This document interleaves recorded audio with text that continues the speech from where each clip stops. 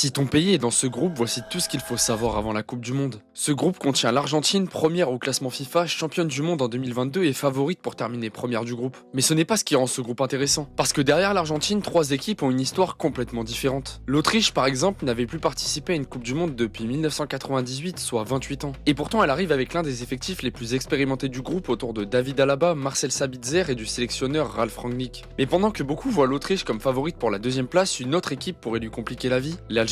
Parce qu'il existe une statistique assez folle. Depuis 1982, l'Algérie a participé à seulement 4 Coupes du Monde. Et à chaque fois qu'elle s'est qualifiée, elle a réussi à battre au moins une grande nation du football mondial. L'Allemagne en 1982, la Corée du Sud en 2014 et elle avait même poussé l'Allemagne en prolongation lors des huitièmes de finale 2014. Aujourd'hui encore, les Fennecs arrivent avec Riyad Mahrez et plusieurs joueurs évoluant dans les grands championnats européens. Et puis il y a la Jordanie, l'équipe que presque tout le monde place dernière. Pourtant, son histoire est probablement la plus folle du groupe. La Jordanie va disputer la première Coupe du Monde de son histoire et jamais auparavant elle n'avait réussi à atteindre ce niveau. Alors selon toi, quelles sont les deux équipes qui vont survivre à ce groupe ?